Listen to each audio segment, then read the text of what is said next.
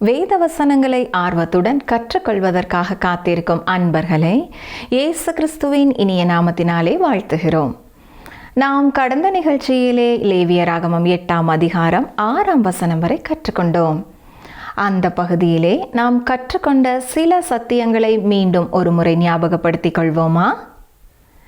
எப்பொழுதும் கூரை கூறிக்கொண்டும் முறுமுறுத்து கொண்டும் இருப்பவர்கள் கர்த்தரை தொழுது கொள்ள முடியாது என்றும், நாம் கிறிஸ்துவுக்குள் எப்பொழுதும் நெருக்கமாக இருக்கும் பொழுது நம்முடைய மனதிலே சமாதானம் காணப்படும். சோதனை வந்தவுடனே அதற்கான வல்லமையையும் அவரிடத்திலே நாம் பெற்றுக்கொள்ள முடியும் என்பதையும் கற்றுக்கொண்டோம். இன்று நாம் லேவியராகமம் 8ஆம் அதிகாரம் 7ஆம் வசனம் முதல் 32ஆம் வசனம் வரை கற்றுக்கொள்ள இருக்கிறோம். இந்த பகுதியிலே நாம் ஊரீம் தும்மீம் என்றால் என்ன, அபிஷேக தைலம் எதை குறித்து பேசுகிறது, ஆரோன் மேலும் அவன் குமாரர்கள் மேலும் இரத்தம் ஏன் தெளிக்கப்பட்டது, ஆழமாக கற்றுக்கொள்ள தொடர்ந்து எங்களுடன் நிகழ்ச்சியில் பங்கு பெறுங்கள். பிரியமானவர்களே, கடந்த நிகழ்ச்சியிலே லேவியராகமம் 8ஆம் அதிகாரத்தை சிந்திக்க துவங்கினோம். அதாவது ஆரோனையும் அவன் குமாரரையும் வரவழைத்து அவர்களுக்கு விசேஷித்த வஸ்திரங்களையும் மற்ற காரியங்களையும் ஆயத்தம் செய்து ஊழியத்திற்காக அவனை பிரதிஷ்டை செய்யும்படியாக கர்த்தர் கொடுத்த கட்டளைப்படி மோசே ஆயத்தப்பட்டு கொண்டிருக்கிறார். வசனம் 7 பாருங்கள்.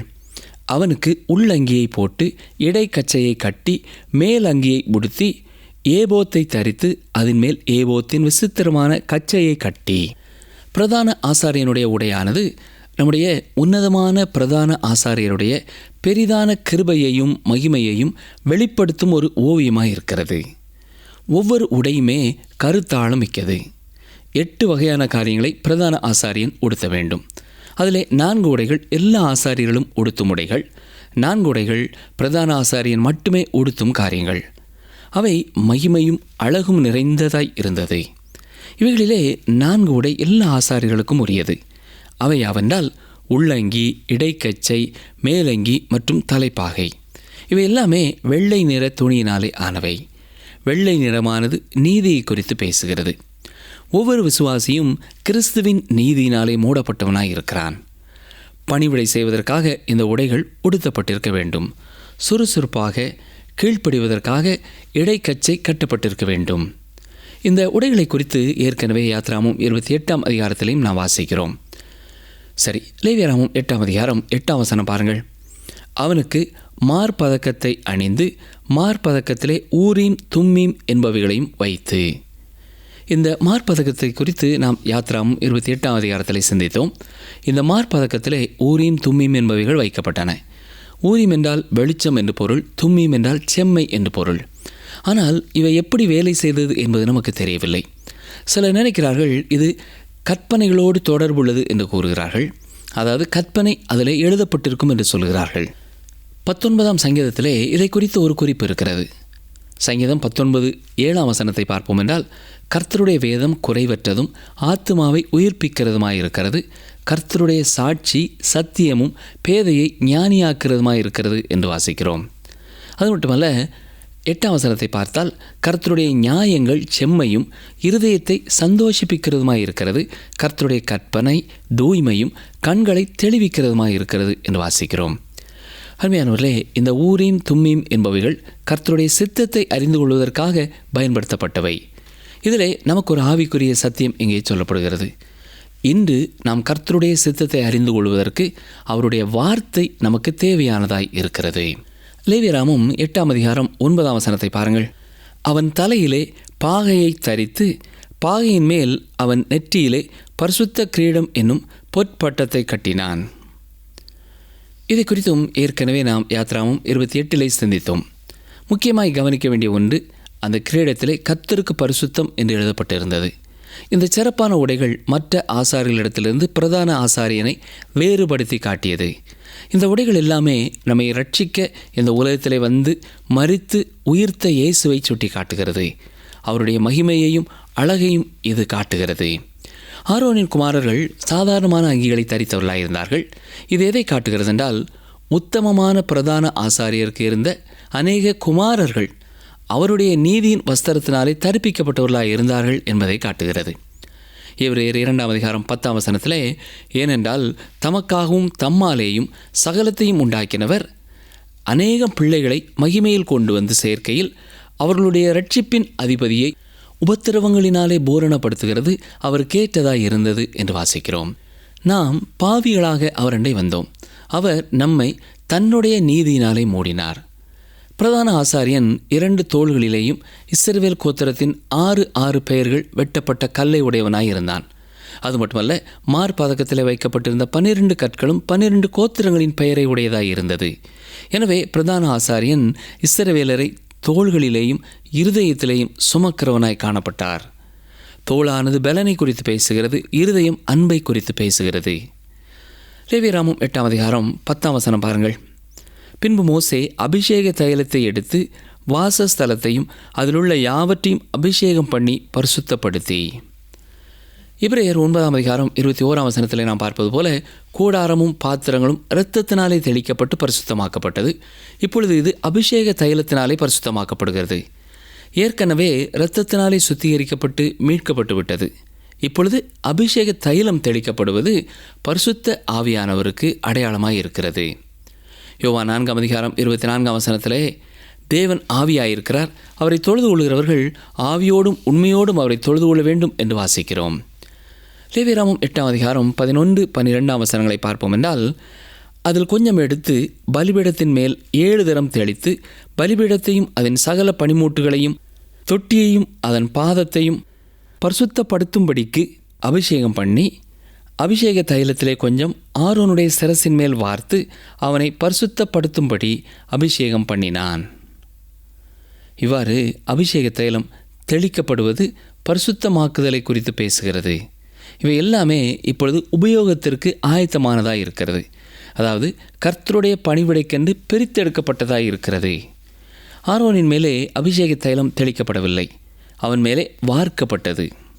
சங்கீதம் 133:2 அது ஆரோனுடைய சிரசின் மேல் ஊற்றப்பட்டு அவனுடைய தாடியிலே வடிகிறதும் அவனுடைய அங்கிகளின் மேல் இறங்குகிறதுமான நல்ல தைலத்துக்கும் என்று வாசிக்கிறோம். இயேசு கிறிஸ்துவின் ஞான ஸ்நானத்திலேயும் பரிசுத்த ஆவியானவர் ஊற்றப்படுகிறார். தேவன் தமது குமாரனுக்கு அளவில்லாமல் பரிசுத்த ஆவியானவரை கொடுத்தார். நாம் கவனிக்க வேண்டியது, அபிஷேக தைலம் ஆரோனின் மேலே ஊற்றப்பட்ட பின்னர்தான் மற்ற ஆசாரியர்கள் மேலே இரத்தம் தெளிக்கப்பட்டது. நமது பிரதான ஆசாரியர் பாவத்திற்கான பலி செலுத்த தேவையில்லை. நமக்கு தேவை, அவருக்கு அது தேவையில்லை. எபிரேயர் 1:9 நாம் வாசிக்கும் பொழுது, நீர் நீதியை விரும்பி அக்கிரமத்தை வெறுத்திருக்கிறீர், ஆதலால் தேவனே உம்முடைய தேவன் உமது தோழரை பார்க்கிலும் உம்மை ஆனந்த தைலத்தினால் அபிஷேகம் பண்ணினார் என்று பார்க்கிறோம். சரி, லேவியராகமம் 8:13 பாருங்கள். பின்பு மோசே கர்த்தர் தனக்கு கட்டளையிட்டபடியே ஆரோனின் குமாரரை வரவழைத்து அவர்களுக்கு அங்கிகளை உடுத்தி இடைக்கச்சைகளை கட்டி குல்லாக்களை தரித்து.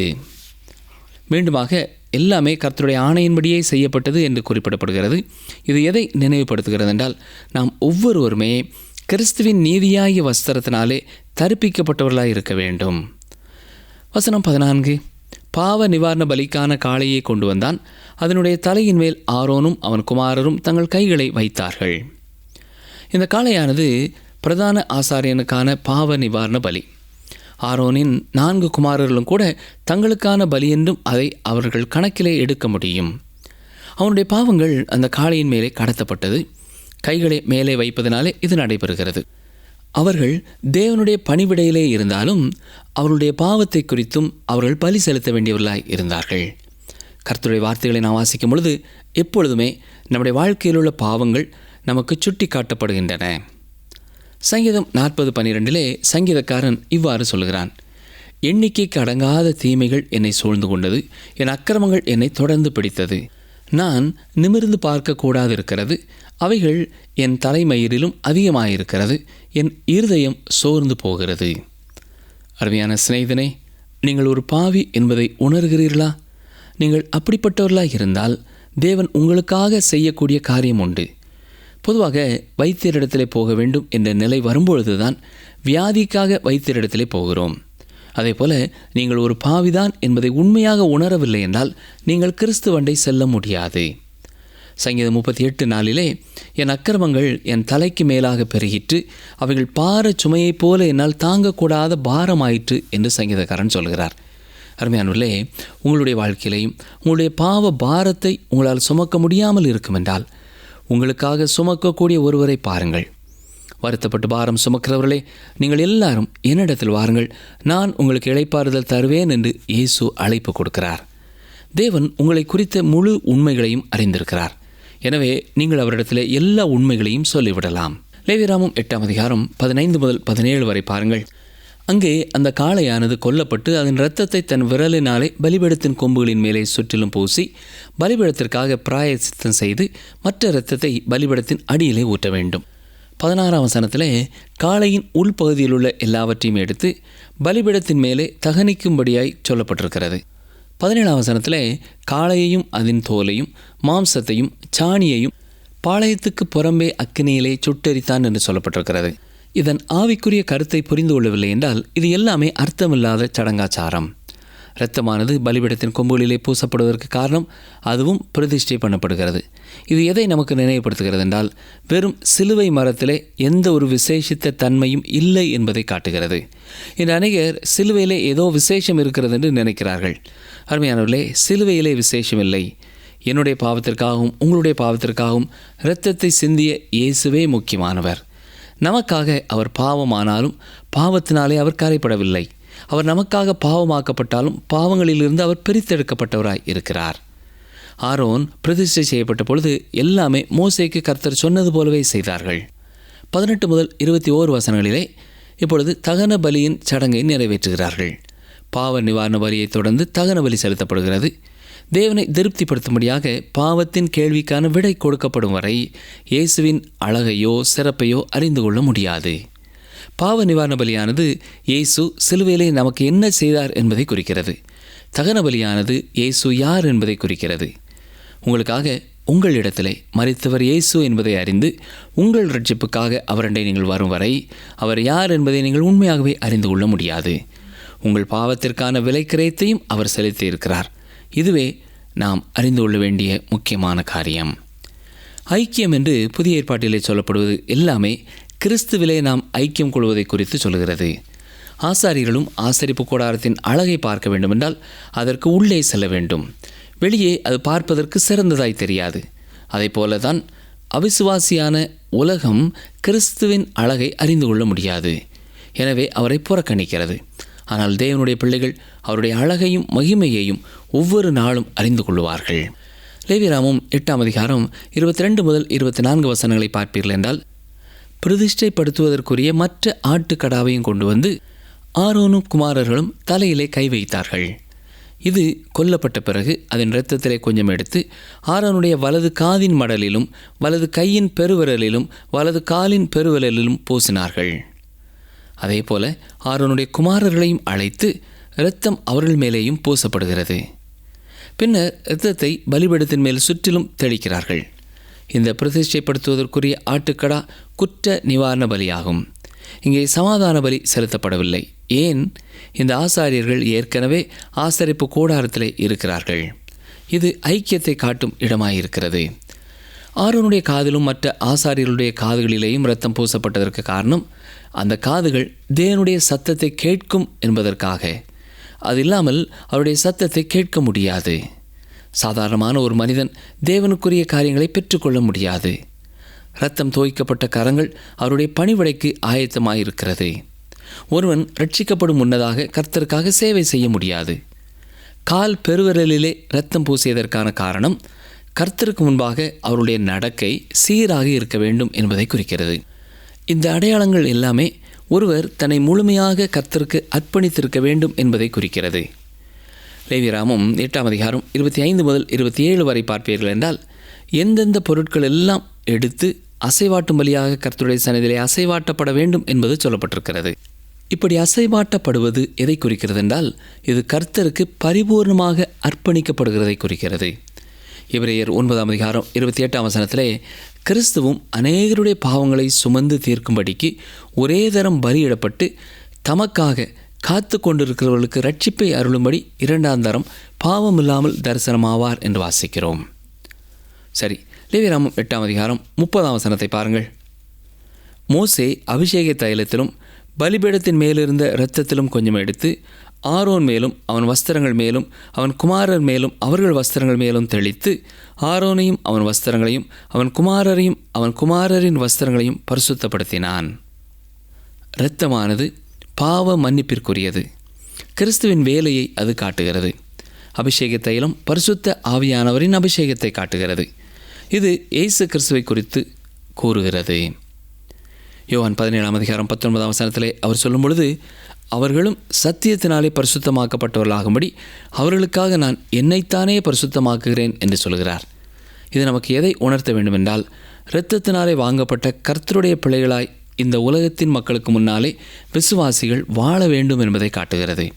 இதைத்தான் யூதா சொல்லும் பொழுது 23ஆம் வசனத்திலே மாம்சத்தால் கரைப்பட்டிருக்கிற வஸ்திரத்தையும் வெறுத்து தள்ளுங்கள் என்று சொல்கிறார். பரிசுத்தமாக்குதலின் ஆராதனை வழியாக நாம் கடந்து செல்லலாம். அபிஷேக ஆராதனைகளிலே பங்கு பெறலாம். எத்தனையோ வாக்குறுதிகளை கொடுக்கலாம். ஆனால் கேள்வி என்னவென்றால், உங்களுடைய அண்டை வீட்டுக்காரர்கள் உங்களை குறித்து என்ன சொல்கிறார்கள் என்பது முக்கியமானது. நீங்கள் எங்கே பள்ளிக்கு செல்கிறீர்களோ, எங்கே கல்லூரிக்கு செல்கிறீர்களோ, நீங்கள் வேலை செய்கிற இடத்திலே உள்ளவர்கள் உங்களை குறித்து என்ன நினைக்கிறார்கள் என்பது முக்கியமானது. நீங்கள் பரிசுத்தமாக்கப்பட்டிருக்கிறீர்கள் என்பதை அவர்கள் கூற முடியுமா? ஒரு கிறிஸ்தவ சகோதரனை பார்த்து கிறிஸ்துவை அறியாத ஒரு மனிதன் கூறிய காரியத்தை நான் உங்களுக்கு கூற விரும்புகிறேன். சமயத்தை குறித்தெல்லாம் எனக்கு அதிகமாய் ஒன்றும் தெரியாது, ஆனால் நான் சமயம் என்று ஒன்றை ஏற்றுக்கொள்வேன் என்றால் இந்த மனிதனுடைய வாழ்க்கையில் இருக்கும் சமயத்தையே பின்பற்ற விரும்புகிறேன் என்று சொன்னானாம். அருமையான சகோதரனே, சகோதரியே, கிறிஸ்தவர்களை பார்க்கிற எல்லாருமே இன்றைக்கு இப்படிப்பட்ட காரியங்களை சொல்லவில்லை என்பதுதான் வருந்தத்தக்க காரியம். உலகத்தில் உள்ள மக்கள் நம்முடைய வாழ்க்கையை பார்த்து இயேசு கிறிஸ்துவண்டை இழுக்கப்பட வேண்டும். லேவியராகமம் 8ஆம் அதிகாரம் 31, 32 வசனங்களை பாருங்கள். அங்கே மோசே ஆரோனையும் அவன் குமாரரையும் பார்த்து, நீங்கள் அந்த மாம்சத்தை ஆசரிப்பு கூடார வாசலிலே வேவித்து ஆரோனும் அவன் குமாரரும் அதை புசிப்பீர்களாக என்று கட்டளையிட்டிருக்கிறபடியே அங்கே அதையும் உங்கள் பிரதிஷ்டை பலிகளில் உள்ள கூடைகளிலே இருக்கிற அப்பத்தையும் புசித்து மாம்சத்திலும் அப்பத்திலும் மீதியானதை அக்கினியிலே சுட்டரித்து என்று சொல்கிறார். இதோடு கூட அந்த அபிஷேக ஆராதனை முடிவடைகிறது. மீதமாயிருந்த அந்த உணவுகளை அவர்கள் உட்கொள்ள வேண்டும். அதிலும் மீதமாயிருக்கிறதை பரிபூர்ணமாக அக்கினியிலே சுட்டரித்து விட வேண்டும். இது எதை சொல்கிறது என்றால், இயேசு கிறிஸ்து செய்து முடித்த காரியத்தை விசுவாசிகள் உட்கொள்ள வேண்டும். சமாதானமும் திருப்தியும் ஒரு விசுவாசிக்கு வேண்டுமென்றால் எந்த அளவு கிறிஸ்துவிலே அவர்கள் உட்கொள்கிறார்களோ, கிறிஸ்துவோடு கூட ஐக்கியம் கொள்கிறார்களோ, அந்த அளவு சமாதானமும் திருப்தியும் அவர்கள் வாழ்க்கையிலே காணப்படும். மீதமாயிருந்த பலிப்பொருட்கள் கெட்டு போகும்படியாய் விட்டுவிடப்படக்கூடாது. அது பரிபூர்ணமாய் தகனிக்கப்பட்டு விட வேண்டும். லேவியராகமம் 8ஆம் அதிகாரம் 33 முதல் 36ஆம் வசனம் வரை நீங்கள் பார்க்கும்பொழுது, அந்த பிரதிஷ்டையின் நாட்கள் 7 நாட்கள் நடைபெற வேண்டும். தொடர்ச்சியாக அவர்கள் ஆசரிப்பு கூடார பணிவிடையிலேயே இருக்க வேண்டும்.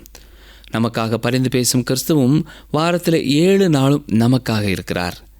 இரவிலே நீங்கள் 2 மணிக்கு எழும்பி ஜெபித்தாலும் சரி, அதிகாலையிலே 4 மணிக்கு ஜெபித்தாலும் சரி, இரவிலே நித்திரை வராமல் 11 மணிக்கு கர்த்தரை நோக்கி பார்த்தாலும் சரி, உங்களுக்காக பரிந்து பேசும் கிறிஸ்து காத்து கொண்டிருக்கிறார். நீங்கள் ஒரு இக்கட்டான நெருக்கமான சூழ்நிலையிலே காணப்படலாம். அந்த நேரத்திலையும் அவர் உங்களுக்காக காத்திருக்கிறார். இது எல்லாமே கர்த்தருடைய கட்டளைப்படி செய்யப்பட்டது. இது மிகவும் முக்கியமான ஒரு காரியம். எனவே 35ஆம் வசனத்தில் நாம் பார்க்கிறது போல, நீங்கள் சாகாதபடிக்கு 7 நாள் இரவும் பகலும் ஆசரிப்பு கூடார வாசலில் இருந்து கர்த்தருடைய காவலை காக்க கடவீர்கள். இப்படி நான் கற்பிக்கப்பட்டேன் என்று மோசே சொல்லி கர்த்தர் சொன்னபடியே செய்கிறார்கள். பிரியமானவர்களே, அடுத்த நிகழ்ச்சியிலே நாம் 9ஆம் அதிகாரத்தை விவரமாக சிந்திப்போம். ஆனால் அதற்கு முகவுரையாக சில காரியங்களை இன்றைக்கு சிந்திப்போம். ஆரோன் தனது பணிவிடையை செய்ய ஆயத்தமாகிறான். ஆரோன் பாவ நிவாரண பலியை செலுத்துகிறான். பின்னர் சர்வாங்க தகன பலியை செலுத்துகிறான். போஜன பலியையும் சமாதான பலியையும் செலுத்துகிறான். ஆரோன் இஸ்ரவேல் மக்களை ஆசீர்வதிக்கிறார். அப்பொழுது கர்த்தருடைய மகிமை சகல ஜனங்களுக்கும் காணப்பட்டது. ஜனங்கள் அதை கண்டபொழுது ஆரவாரித்து முகங்குப்புற விழுந்தார்கள். இந்த அதிகாரமும் ஒரு ஆர்வம் தரக்கூடிய அதிகாரம். ஏனென்றால் இப்பொழுதுதான் ஆரோன் தனது குமாரர்களோடு பணிவிடையை ஆரம்பிக்கிறார். ஆசாரியர்கள் ஒவ்வொரு நாளும் செய்ய வேண்டிய பணிவிடைகளை இங்கே விவரமாக பார்க்கிறோம். வருடத்திற்கு ஒரு முறை மகா பரிசுத்த ஸ்தலத்திற்குள்ளே செல்லும் அந்த விவரங்களை தவிர மற்ற காரியங்களை நாம் பார்க்கிறோம். ஆரோனின் வம்சத்திலே யார் பிறந்திருந்தாலும் அவர்கள் பிரதிஷ்டை செய்யப்படாதவரை முழுமையாக ஆசாரியர்கள் ஆவதில்லை. பிரதிஷ்டை என்ற எபிரேய வார்த்தைக்கு பொருள் என்னவென்றால் கையை நிரப்புதல். இதன் பொருள் தேவனிடத்திலே வெறும் கையர்களாக வருகிறார்கள். ஊழியத்திற்காக வேறு எங்கோ செல்ல தன்னை அர்ப்பணிப்பது பிரதிஷ்டை ஆராதனையில் அல்ல. பிரதிஷ்டை செய்யப்படுதல் என்றால் தேவனுடைய கரத்திலே வெறும் கையோடு வந்து, ஆண்டவரே, நான் என்ன செய்ய சித்தமாய் இருக்கிறீர் என்று கேட்பது. அவரே நிரப்புகிறார், அவரே அனுப்புகிறார். இதுதான் பிரதிஷ்டை. தாங்கள் பிரதிஷ்டை செய்யப்பட வேண்டுமென்றால் கர்த்தருக்கு அநேக காரியங்களை கொண்டு வர வேண்டும் என்று சிலர் நினைக்கிறார்கள். சிலர் தங்களையே கொடுத்து விட்டால் எதையோ பெரிய காரியத்தை கொடுத்து விட்டது போல எண்ணுகிறார்கள். அருமையானவர்களே, கர்த்தருக்கு நாம் எதுவுமே கொடுக்க முடியாது. அவர் என்னை ஏற்றுக்கொண்ட பொழுது என்னிடத்திலிருந்த பாவத்தை தான் நான் கொடுக்க முடிந்தது. செப்துவகிந்தா என்று சொல்லப்படுகிற கிரேக்க மொழிபெயர்ப்பிலே பிரதிஷ்டை என்ற வார்த்தைக்கு டெலியோ என்ற வார்த்தை பயன்படுத்தப்பட்டிருக்கிறது. டெலாஸ் என்றால் முடிவானது அல்லது நோக்கம் என்று சொல்லலாம். அதாவது தேவன் உங்களை கொண்டு செய்து முடிக்க விரும்புகிறதை செய்தல். நீங்கள் எதற்காக பிறந்தீர்களோ அதை நிறைவேற்றுதல். கிறிஸ்து உலகத்திலே பிறந்தது தேவனுடைய சித்தத்தை நிறைவேற்றவும் நம்மை மகிமையிலே சேர்க்கவும். எபிரேயர் 2ஆம் அதிகாரம் 10ஆம் வசனம் என்ன சொல்கிறது என்றால், தமக்காகவும் தம்மாலேயும் சகலத்தையும் உண்டாக்கினவர் அநேகம் பிள்ளைகளை மகிமையில் கொண்டு வந்து சேர்க்கையில் அவர்களுடைய இரட்சிப்பின் அதிபதியை உபத்திரவங்களினாலே பூரணப்படுத்துகிறது அவர் கேட்டதாய் இருந்தது. எபிரேயர் 7ஆம் அதிகாரம் 28ஆம் வசனத்திலே பார்த்தால், நியாயப்பிரமாணமானது பலவீனமுள்ள மனுஷர்களை பிரதான ஆசாரியராக ஏற்படுத்துகிறது. நியாயப்பிரமாணத்திற்கு பின்பு உண்டான ஆணையோடு விளங்கிய வசனமோ என்றென்றைக்கும் பூரணரான குமாரனை ஏற்படுத்துகிறது என்று இயேசு கிறிஸ்துவை குறித்து சொல்லியிருக்கிறது. இந்த ஆரோனின் பணிவிடையை குறித்து நாம் அடுத்த நிகழ்ச்சியிலே தொடர்ந்து சிந்திப்போம். லேவியராகமம் 8ஆம் அதிகாரத்திலே ஆரோன் அவனுடைய குமாரர்கள் பிரதிஷ்டை செய்யப்படுவதற்காக ஆயத்தம் பண்ணப்படுவதையும் பிரதிஷ்டை செய்யப்பட்டதையும் குறித்து வாசித்தோம். பிரதிஷ்டை என்பதின் பொருள் என்னவென்றால் வெறும் கையோடு கர்த்தருடைய பாதத்திலே வருவது. அருமையானவர்களே, நாமும் வெறும் கையோடு, ஆண்டவரே, நீர் என்ன செய்ய சித்தமாயிருக்கிறீர் என்று உண்மையான இருதயத்தோடு வரும்பொழுது இந்த உலகத்திலே நம்முடைய வாழ்க்கையிலேயும் அவர் வைத்திருக்கிற நோக்கத்தை நமக்கு வெளிப்படுத்துவார். நாம் அவரோடு கூட நெருங்கிய ஐக்கியத்திலே இருக்கும் பொழுது அவரே நம்மை பயன்படுத்துவார். அப்படிப்பட்ட கிருபையை கர்த்தர் தாமே உங்களுக்கும் தந்தருள்வாராக. ஆமேன். அன்பர்களே, இந்த நாளிலும் கேட்ட செய்தி உங்கள் ஆவிக்குரிய வாழ்க்கைக்கு பிரயோஜனமாக இருந்திருக்கும் என்று எண்ணுகிறோம். சிலவற்றை திரும்பி பார்ப்போமா? பிரதான ஆசாரியனுடைய உடையானது நம்முடைய உன்னதமான பிரதான ஆசாரியருடைய பெரிதான கிருபையையும் மகிமையையும் வெளிப்படுத்தும் ஒரு ஓவியமாக இருக்கிறது. இன்று நாம் கர்த்தருடைய சித்தத்தை அறிந்து கொள்வதற்கு அவருடைய வார்த்தை நமக்கு தேவையானதாக இருக்கிறது. பிரதான ஆசாரியன் இஸ்ரவேலரை தன்னுடைய தோள்களின் மேலும் இருதயத்திலேயும் சுமக்கிறவனாக காணப்பட்டான். கர்த்தருடைய வார்த்தையை நாம் வாசிக்கும் பொழுது நம்முடைய பாவங்கள் நமக்கு சுட்டி காட்டப்படுகின்றன. மீண்டும் அடுத்த நிகழ்ச்சியிலே சந்திப்போம். கர்த்தர் உங்களை ஆசீர்வதிப்பாராக.